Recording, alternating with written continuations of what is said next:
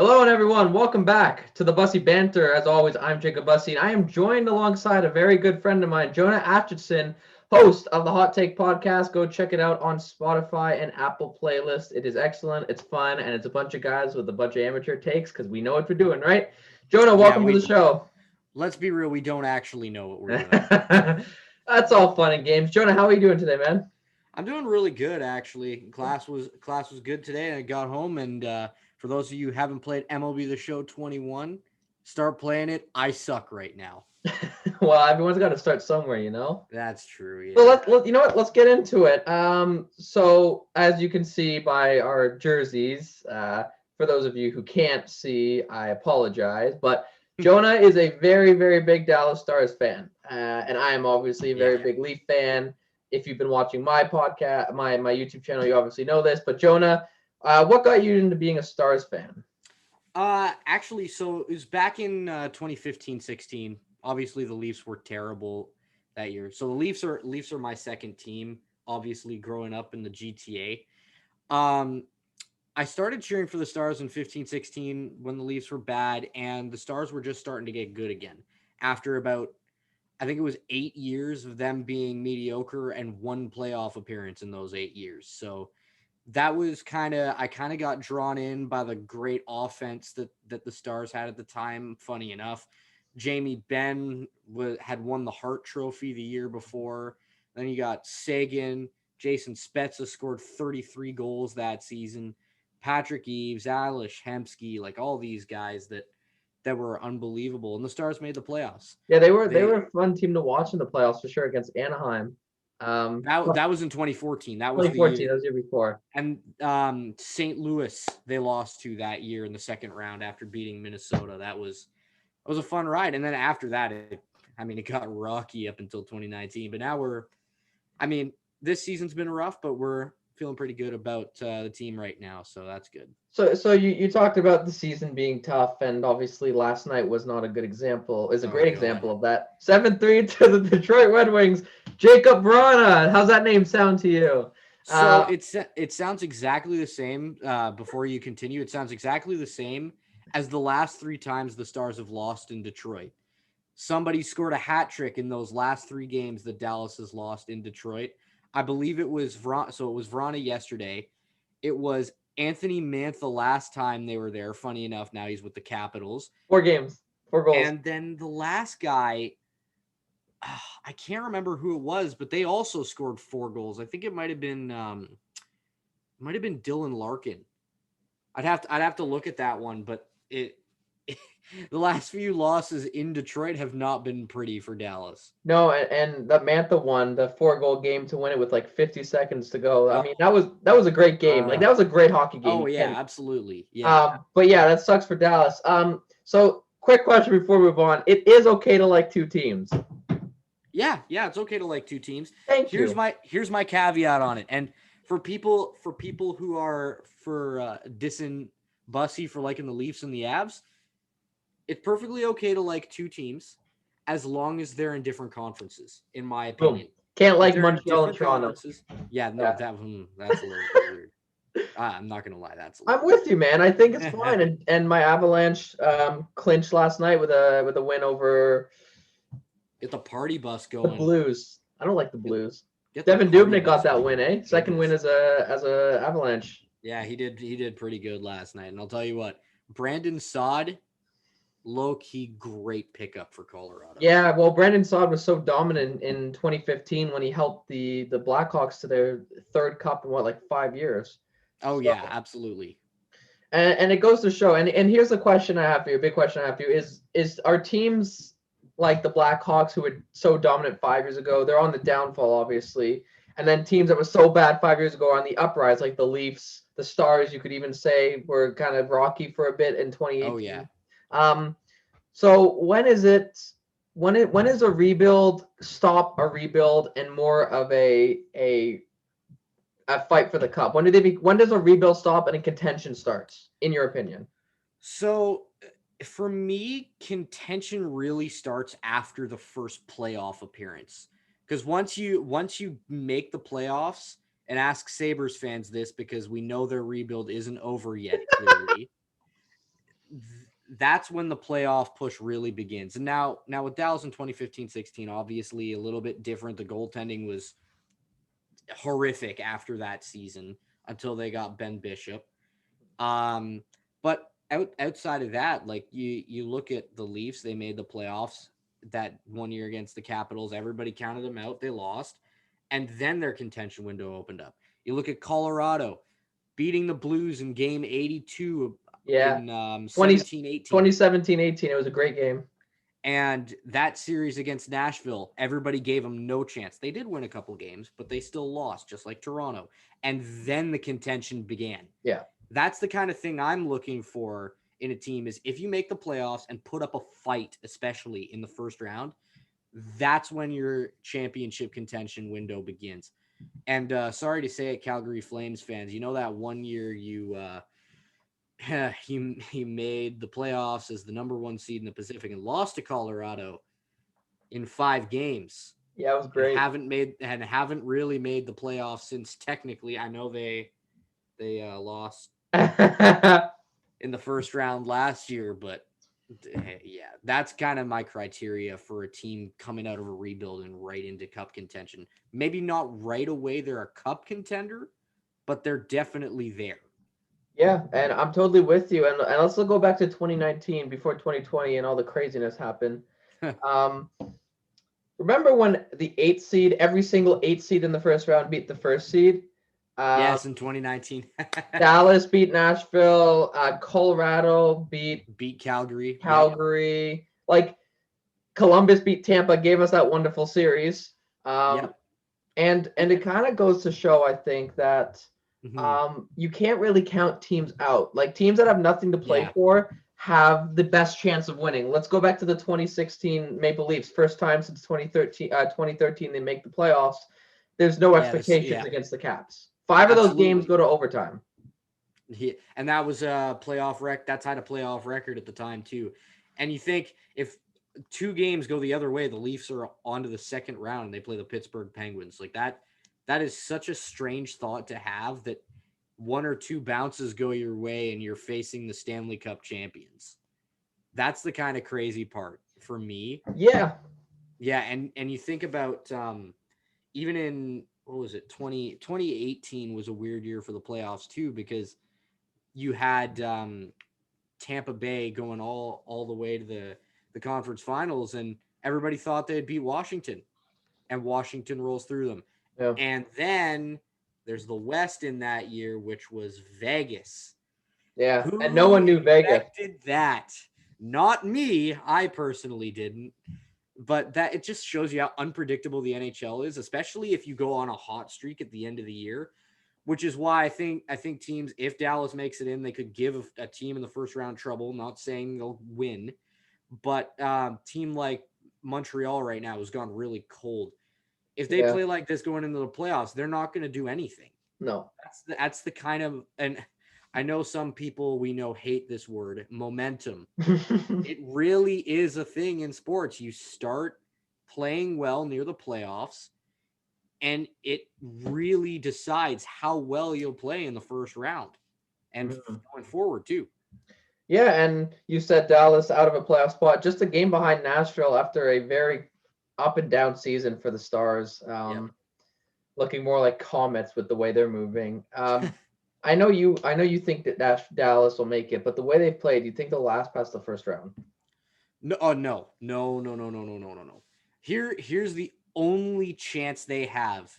If they get in the first round, going bananas at the end of the season. Say they win like 9 of their last 11 games, and they go into the first round against Florida. That is the only chance I give them at all to win in the first round. Carolina is going to destroy Dallas. Tampa Bay will destroy Dallas, especially with the way Andre Vasilevsky's played against us this year. That's the only real way I can see Dallas making any noise.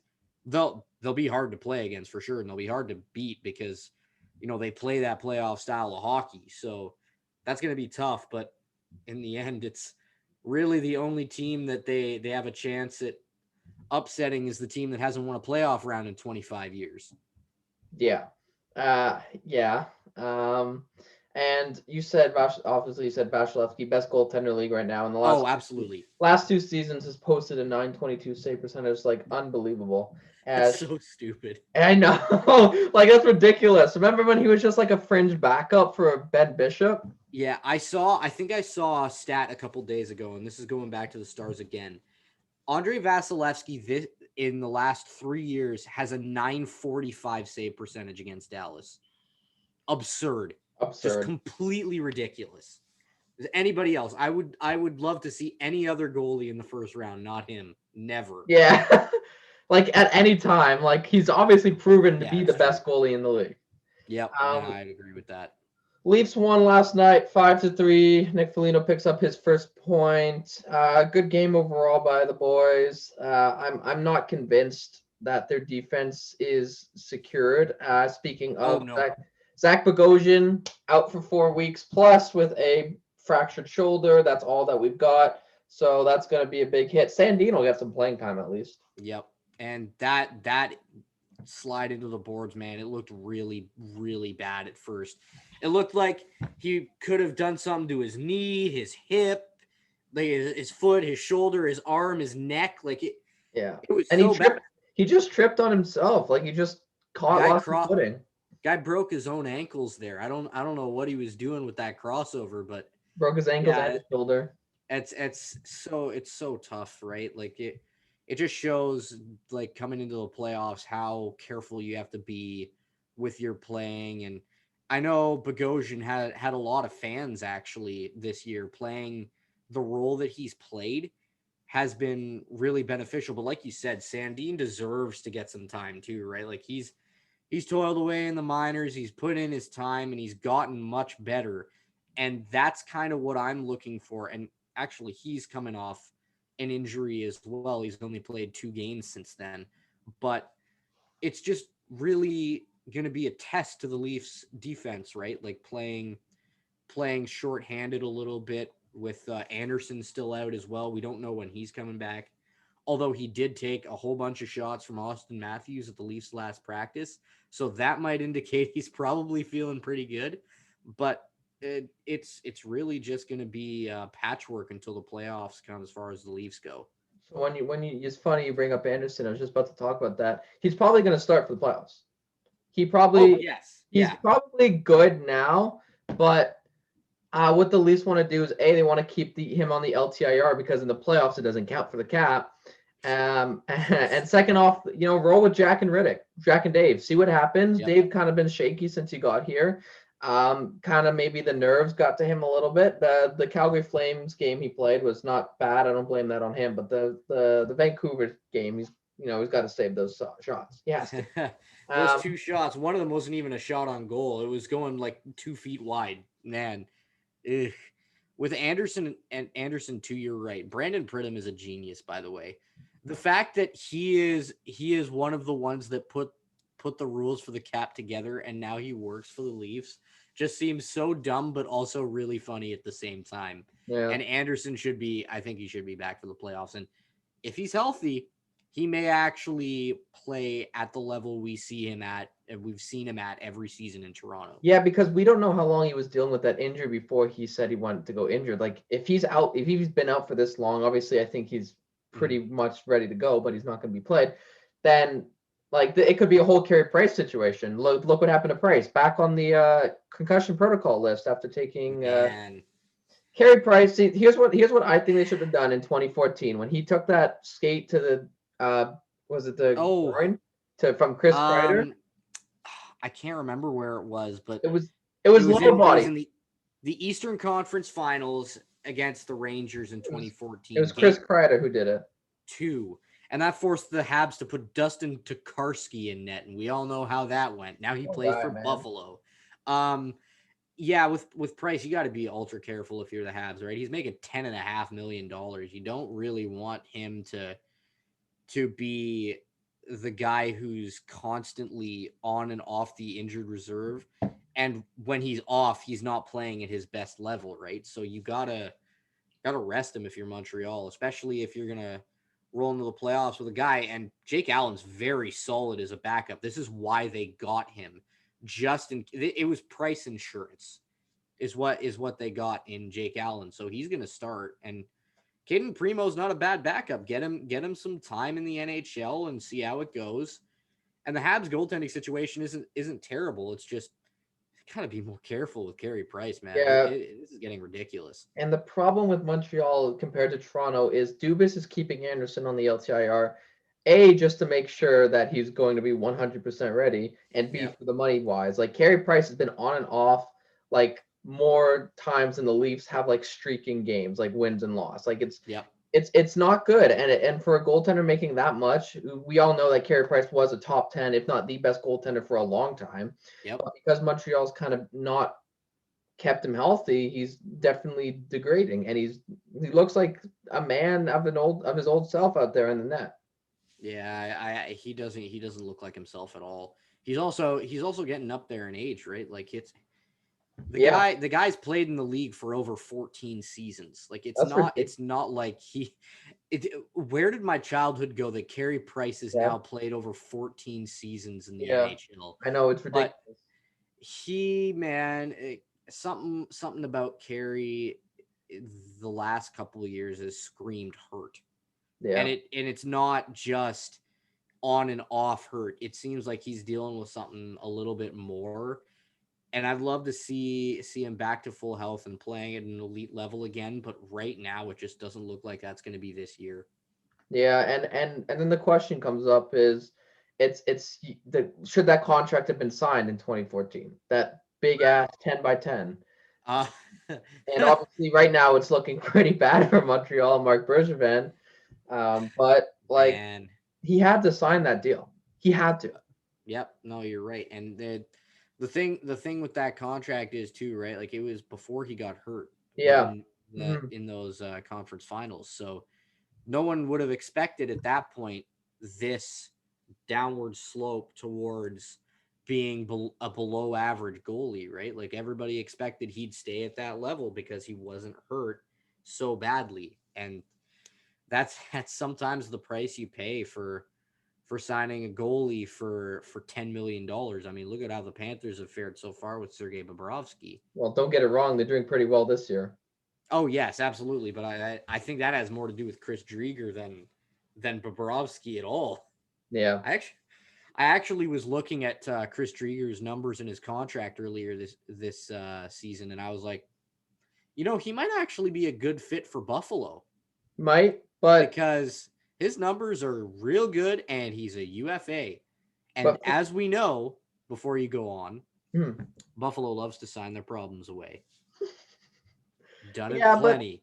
Oh, come on. But Florida's not going to give him up, especially with the numbers he's been putting up this season. Ullmark will probably be there still.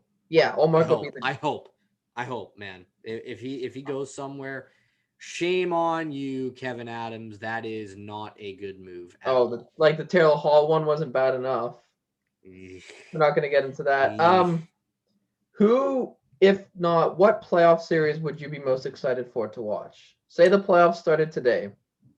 Ooh, I have to Let me pull it up for you. Let me pull it up. Yeah. Let me pull it up for you. I got it right here. All right. The Leafs would play Montreal. Oh. And the Jets would play Edmonton. Okay, in the North, it's definitely Toronto and Montreal. Easily. Yeah. There's no question. They haven't played in the playoff series in 42 years. Come on. Yeah. That's a series I want to see. Renew the bad blood. Make me hate Montreal again. That's in the West, it would be Vegas versus either Arizona or St. Louis. They're 1 point separating them. And the Avalanche and the Wild, that's probably going to stay. Okay, here's the thing. As much as I'd love to see a desert series between the Golden Knights and Coyotes, the rivalry between Minnesota and Colorado is unrivaled in the Western Conference outside of Calgary and Edmonton. Like, it is so far beyond hatred that seeing them play in the playoffs again, especially after the Wild upset Colorado in 2014. Yeah. That 7-year gap, and McKinnon and Landeskog were both on that team. Parise and Suter were both on that team. on that Minnesota team. I cannot wait to see that if that's a playoff series, especially with how Kirill Kaprizov's been this year for Minnesota. He's made the Wild a really fun team to watch. I honestly think he may end up getting Hart votes. He might not be top 3. He Wow. might get votes though. I mean, it's not impossible the way he's been playing. He put Minnesota back on the map, in my opinion. Absolutely. No, I agree with you. He's made them one of Relevant. my best watches of the season so far. I love watching Wild games now, and it's hilarious because I hate them, but still, it's so good to watch. Kirill Kaprizov, especially Kevin Fiala, Jordan Greenway, Joel Eriksson, Eck, all those guys get older and more mature, and they're scoring more this year. They're getting saves too.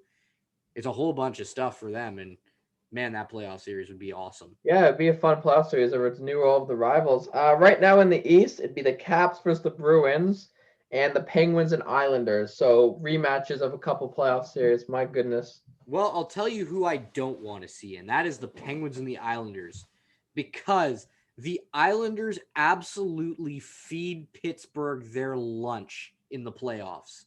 It's not even close. I have not seen a playoff series between Pittsburgh and the Islanders where Pittsburgh has carried the play for even half the series. It's been Islanders dominated both times they've met recently, and I I think the Capitals and the Bruins are more evenly matched than we're catching on here. The Well, Bruins got some goaltending in their two young goalies, Jacob Swayman and I think it's Joseph Bladil. That oh, it's Vladder. It's guy's name is Bladder. Nice. Vlader. It's I don't know. He got the name Darth Vladder. I don't remember. Whatever the case may be, they played really well, and Tuukka Rask is back now. Although poor Yaroslav Lak has COVID, man, that's really tough for That's him. tough break.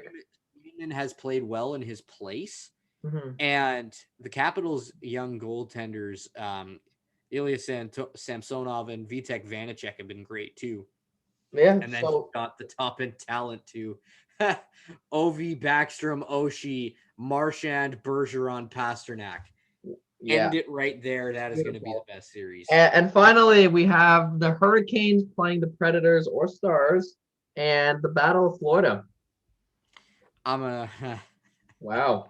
So here's the thing here. As much as I want to pick the Stars to be a fun series, it will not be a fun series. It's going to be probably the most boring series if they make the playoffs. So I'm going to go with the two teams who really need a rivalry so bad, and that's Tampa and Florida. Just watching them play this season, there's been a fire to the games that they've played, and it comes with the territory of playing 8 times against each other in a season. Yeah. However, it's about time that rivalry starts to spark, because now both teams are finally good and they're likely going to meet in the playoffs. I mean, Carolina and Florida right now are, I think, tied for first place. Carolina with their win last night over Florida. Oh, yes. Yes, that's right. So they're 2 points up. But I think Florida and Tampa Bay, especially with the two high octane offenses they've had, Florida has had some sneaky good players this year. Patrick Hornquist, Frank Vetrano, Toronto. Carter Verhaeghe. And Tampa Bay's had the same thing happen to them. Blake Coleman's been great. Ross Colton's come out of nowhere and done unbelievably for them. So it's going to be a great series. And please, please make this rivalry good. Please. I want to watch this for years to come and say, this is a bookmark game. I'm watching this. Yeah, the Battle of Florida, who is the best? Yeah, it would be 100% true. One person that's really stood out for me in the league right now is Robertson on the Dallas Jason Stars. Robertson. Jason Robertson, young man. I believe he's a rookie this year. Yeah, Yes, he is. he is playing out of my mind, and I think he doesn't get enough credit that he should be. 35 points in your rookie season. Now, the caveat to this, he's playing with Joe Pavelski. Come on. That guy is about as consistent a player as you get. However, you could say the same thing about Pavelski, that Robertson's probably helping him out. Just got to 20 goals last night for the first time with Dallas. That's really cool for him. But Robertson has been somewhat of an under the radar, not only around the league, but even within the Stars themselves. Because everybody will talk about who covers the Stars. They'll talk about Pavelski, and they'll talk about Hintz and Klingberg and Brianna. Heiskanen and Guryanov, even, who only has 10 goals this season. I think he has 25 points. He's not playing very well this year. Not at all. He's had an off year, but he's not really playing with the line mates he had last year. So that could be part of that. But anyways, Robertson, though, he has some kind of playmaking ability. I don't know if it's a knack, a skill, something he trained himself to do, but he's got vision on the ice that I have not seen from a Stars forward in a long time. Because those good teams back in 15, 16, and 18, 19, they had good players, but a lot of them were goal scorers.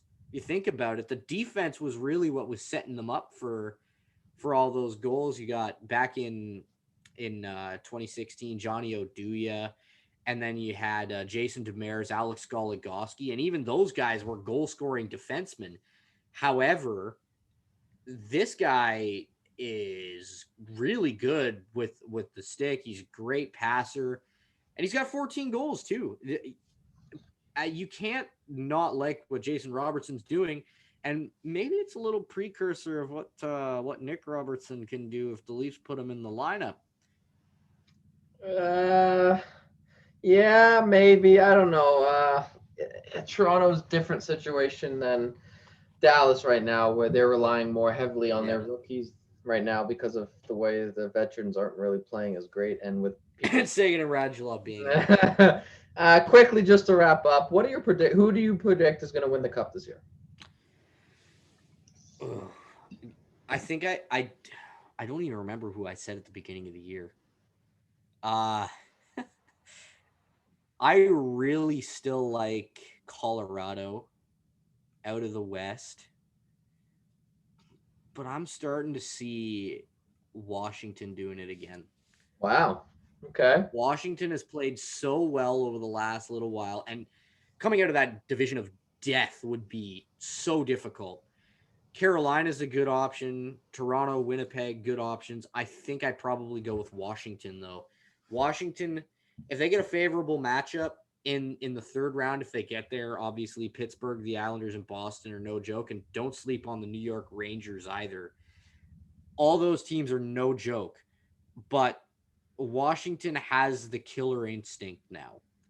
They have the ability and the experience to fall back on that I think, especially if Malkin stays out in Pittsburgh like he has been, I'm going to say right now, I think Washington probably wins it. Sleeper pick, though, definitely going to be, and people are going to groan and say, oh, here we go. It's Vegas, guys. Sleeper is Vegas easily. Do not sleep on the Vegas Golden Knights. And maybe Minnesota makes a little bit of a run, too. Who knows? Minnesota's got a tough matchup in the first round, though, no matter who they play. Yeah. I would agree with you to the extent of I think maybe they'll make the finals. I don't think Toronto. If Toronto doesn't make the finals this year, is a bust. Okay, all right. I mean, the Leafs do this one. I'll just take a round first. You know what? But yeah, let's go round by round, shall we? I still believe who's coming out of the West is going to win, and I believe Vegas or Colorado. They'll play in the finals, the conference finals, and then the winner of that will win the division, and they will move on to the finals. That's what I believe, and that's what I stick to. And I believe it will be the Avalanche because they have, when it comes to Vegas versus Colorado, I think that'll be one of the greatest matchups this season. I think Vegas will take it all the way because they're so good, man. Yeah, their goaltending too is as long as Robin Lehner is okay and Marc-Andre Fleury stays healthy, oh no, look out. And I think the duo in Vegas goaltending wise is better. I just think the depth and the offense compared and defense. Petrangelo's gone cold for Vegas. Cale Makar has stayed hot. So I think I don't think it's gonna be a goaltending. Alec Martinez too, man. And Martinez kind of Yeah. So I think it's going to come down to who's going to score more. And I think Yep. Colorado's got, and I think the coaching. I think Peter DeBoer isn't as good of a coach as Bednar. And Um, I think I'd agree with that. Yeah. like we've seen what he did. He can coach a team to the finals. For whatever reason, can't get him over the hump. Don't know what that is with Yeah, DeBoer. like, he almost did in 2016. Almost got over that hump, but didn't. 2012 too with New Jersey. With Jersey, that's right. And they lost to Daryl Sutter. Who's not making the playoffs? No. That's my final jab at Calgary for this. They won't. They kind of, um, they kind of fell off, and I don't know what happened to them this year. It's kind of a wash of a year. It is what it is. Well, yeah. That's any final bold predictions or things that would make me want to punch you in the face? Predictions. I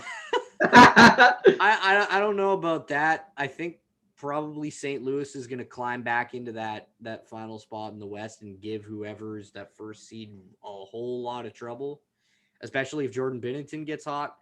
Other than that, maybe Vancouver can make it, but I highly doubt it. And probably, I mean, come on, Dallas is making the playoffs. I mean, that's not really a hot take, I guess. They could. They're only a game behind. Now, here's the thing. What is it? They played 46 games, yeah? Yeah, they played a lot less. 8 of their final 10 games are on the road. That's the issue. And they're against Tampa, Florida, Nashville, and Chicago. So, real important games here. The game against Detroit tomorrow, last game against the team below them in the standings. Yikes. Actually, that's not true. Chicago's below them in the standings. You know what? Forget it. That's all for me. Well, I'd like to thank you, Jonah, for coming and doing this with me. Obviously, the host of the Hot Take podcast, like I said at the top of the show, go check him out on Spotify. Thank you so much for joining. I hope to have you on maybe sometime soon when the playoffs are happening and we can kind of get a clearer picture. Until then, take care. And until the next episode, guys, this has been Jacob Bussey for the Bussey Banter.